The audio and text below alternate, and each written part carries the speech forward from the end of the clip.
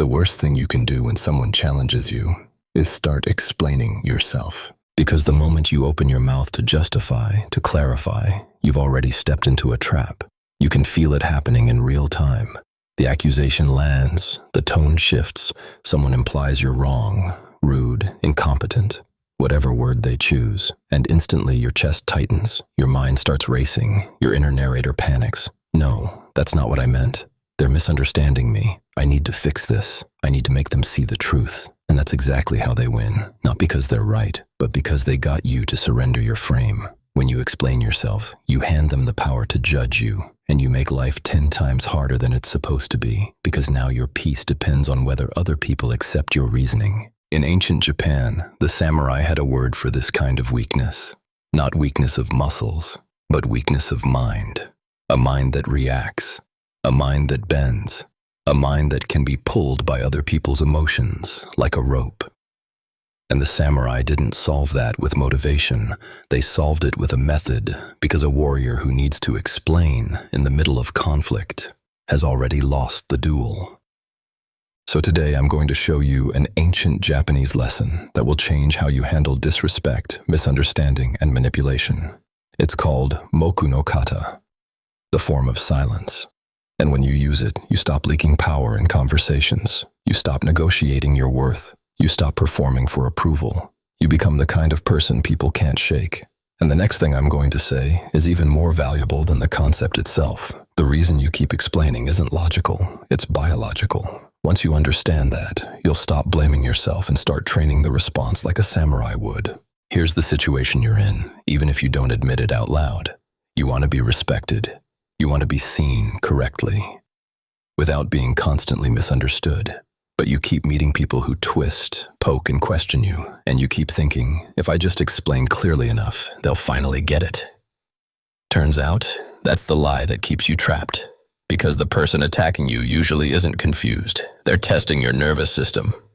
The samurai understood something brutal. Whoever reacts first loses. Not because reaction is always wrong, but because reaction hands the opponent control of timing, emotion, and frame. In a duel, the master swordsman doesn't swing first. He waits, he watches, he lets the other person expose themselves. And conversation is the same battlefield, except the sword is your ego. So why do you explain? It starts early. When you were a kid and an adult accused you of something, what was your survival tool? Explanation. It wasn't me. You learned that authority figures hold judgment, and your safety depended on convincing them. You grew up, but your nervous system didn't. Now you walk around treating bosses, partners, and friends like they're judges, and you're still that child trying to earn safety through clarity. The worst part, the more you explain, the less they respect you, because explanation doesn't signal truth. It signals need. It signals, please approve my reality. Now here's the shift. This is where the samurai lesson begins. A warrior does not argue his honor. He demonstrates it through posture and action. I'll break the concept into 6 steps because you need a form, not inspiration. Step 1. Pause. The 3-breath rule. When the accusation hits, your mind screams. That's your nervous system trying to protect your identity. Don't obey it. Take 3 slow breaths before you respond. Not to calm down for comfort, actually to reclaim control. When you do this, you break the reflex that turns you into a puppet, and most people won't do it, which is why this alone puts you ahead. You'll be shocked how often the situation changes in 3 breaths. Sometimes the other person backpedals, sometimes they soften, sometimes they reveal the real motive. And that brings us to the next thing, more valuable than silence itself. Silence forces the truth to rise. Step 2. Hold the frame with silence. The 5-second blade. Someone says, "You're selfish," or "You always mess things up." Your old self jumps in with a speech. Your new self looks at them, neutral face, calm eyes, and says nothing for 5 seconds. And in that silence, something powerful happens. The other person is forced to carry their own emotion. Most people can't tolerate the vacuum. They start filling it. They soften. They explain themselves. They reveal insecurity. They show that the attack was never about facts. It was about control. When you use the 5-second blade, the power flips without you lifting a finger.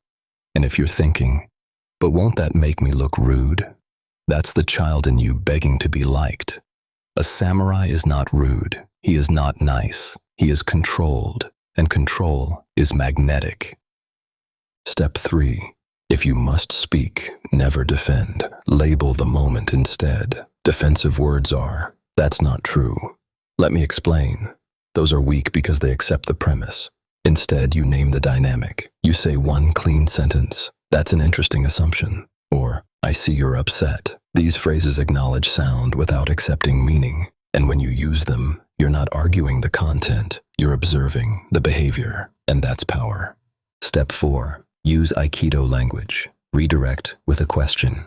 In combat, Aikido doesn't collide with force. It redirects it. In conversation, you do the same. When someone asks aggressively, "Why did you do that?" you don't answer like a defendant. You ask, "What makes this so important to you?" When someone says, "You're so disrespectful," you ask, "What specifically felt disrespectful?"